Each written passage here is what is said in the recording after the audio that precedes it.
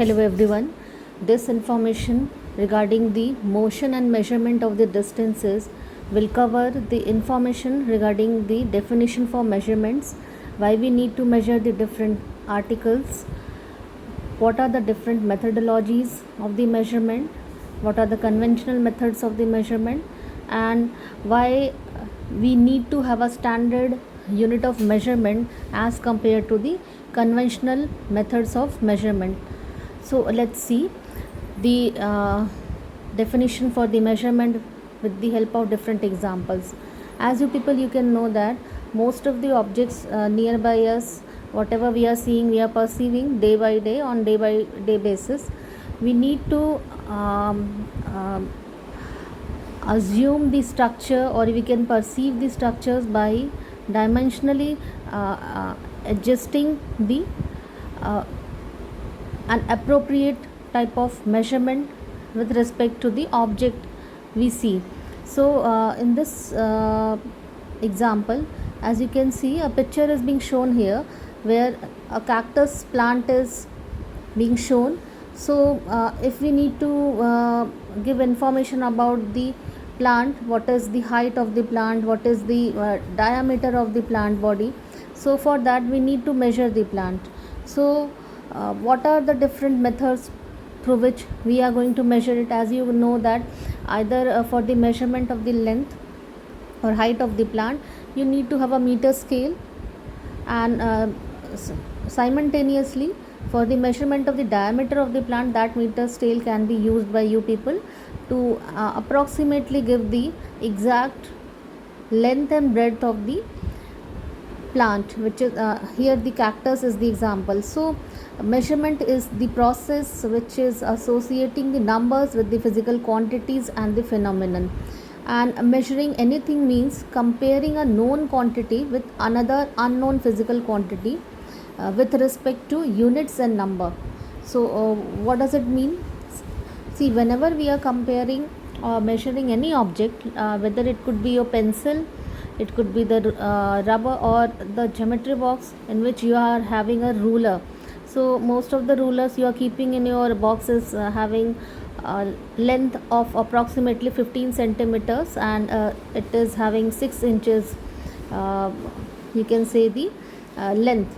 So for whatever object you want to measure with respect to the length, you just keep the object nearby the ruler, or and then you just see what are the markings in the ruler with respect to the dimension of the object, and ultimately you find out the approximate length of the object. So measuring is actually comparing the known quantity. Here the known quantity is being mentioned by the ruler with respect to the another known quantity. So that another known quantity, it could be either your pencil, either it could be your eraser, whatever be the material, with respect to the units. So units are either it could be measured in centimeters or in inches, and the numbers, whatever number it is falling over the ruler while you are taking that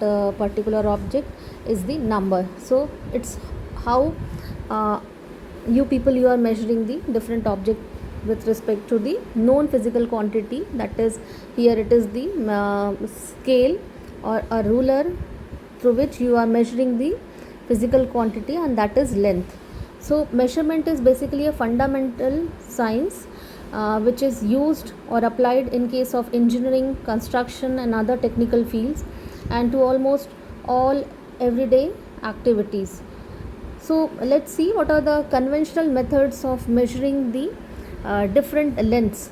So most of us, we know that we used to have these handspan measurement, in which the handspan is basically a measure of the distance from the tip of the thumb to the tip of the little finger with the hand when it is fully extended. As you can see here, the hand span is being shown with respect to a calculated measurement over a ruler, and whatever be the number it falls or it indicates, ultimately how many turns of this hand span is being used for measuring a table length or a table width. Likewise, that can be further calculated to give the approximate value of the object. So basically, hand span is a measure of the distance from the tip of the thumb to the tip of the little finger with the hand, which when it is fully extended. So each student, when he or she uses his hand on the edge of a piece of a paper with the hand fully extended or over the surface of a table, then the student should mark at the tip of the thumb and at the tip of the little finger the values for the uh, exact measurement which is being coming with respect to their hand. So what is the basic drawback here? um, See, we most of us, as per our age or as per our physical growth, uh, may vary the hand span length. It varies from person to person. So ultimately, when 2 person or 3 person, they are going to measure the same table or you can say chair or whatever be the article, they may have different variables, so they are not going to get the constant results. So this is the basic drawback which occurs with respect to the hand span and foot span also. So here the foot span is being used where the foot of any person or an individual can be used to calculate the number of foot span the object it covers.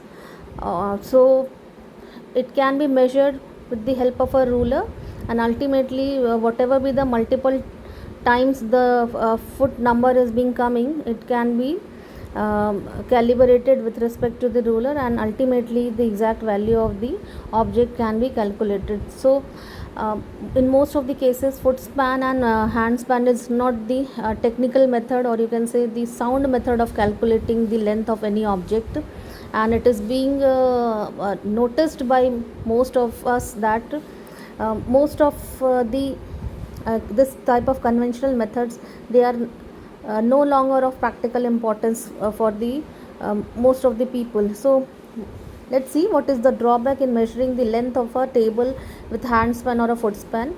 So like hand span will vary from person to person, foot span is also varying. The true value would not be same for the 2 persons or a number of persons. So this is the biggest limitation. Thus we do not provide accurate measurement for the particular object or the article for which we are doing this hand span or foot span measurement. So we need to have a type of measuring system or organized system of measurement through which we can accurately say that whatever be the type of object, whosoever is going to measure that object, we are going to get the exact result or the same result every time whenever the person or you can say number of persons, they are measuring the particular object. So we are getting the validated and a reliable result. So there was the need of that particular type of measuring system, and with respect to that, standard units of measurement, that is SI unit of measurement has been devised.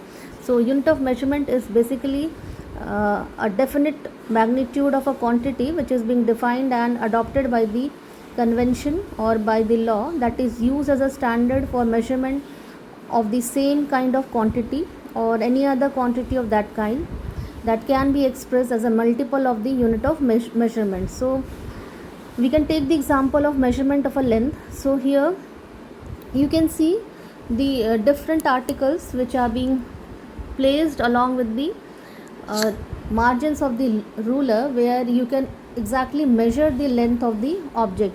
Now you can see here this exercise is basically to measure the length of the object with respect to the inches. So let's see, this is the ruler where the numbers is being given with respect to the inches. So this pencil is exactly showing 6 inches of length.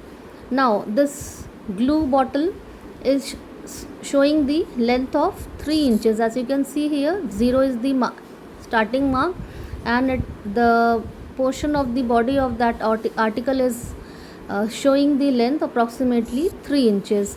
Now the spoon, it is of 4 inch of its length. Now the comb, it is having the 5 inches, and the crayon, which is orange in color, used by you people, is actually having the length that is equal to 2 inches with respect to the ruler we are using here. So this is how we are measuring the different articles with respect to the standard measuring device, and this device is a ruler here. So whosoever is going to use the ruler or the article, so in any part of the world we are going to get the exact measurement by this, you can say, SI unit of measurement with respect to the ruler we are having. So the value of the any of the article which is mentioned here is not going to vary, and that's why we are going to have a constant set of result. So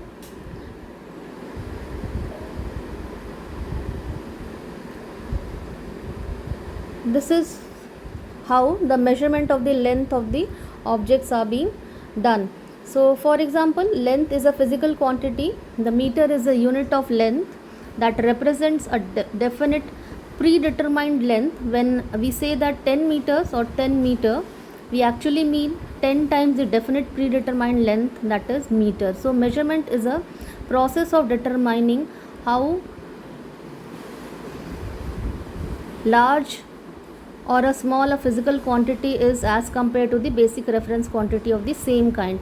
So the definition, agreement and the practical use of the unit of measurement have played a crucial role in human endeavor from the early ages up to the present.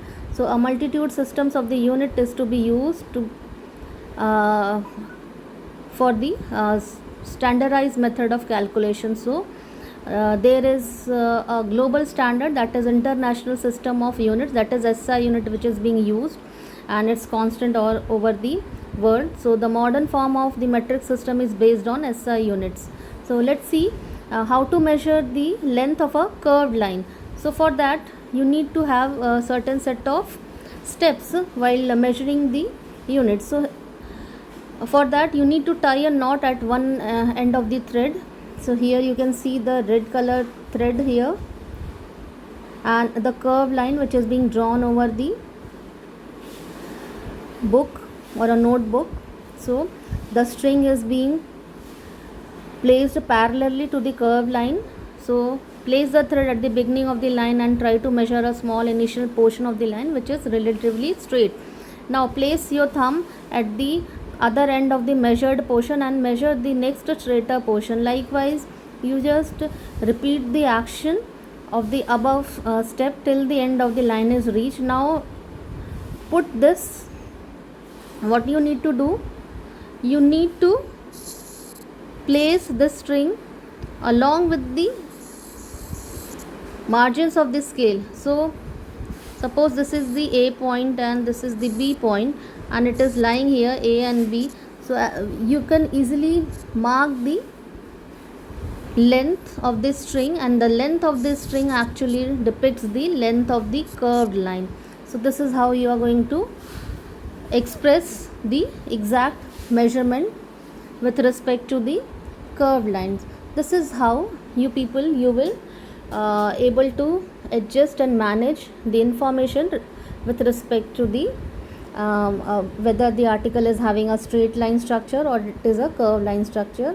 And for that purpose you need to add the unit in standard reference term, that is an SI unit, and the numerical values are will remain same for whatever be the measuring instrument, because whatever measuring instrument is being devised, it is based on the standard units of measurement, which is based on the international measurement of the standards. Thank you so much.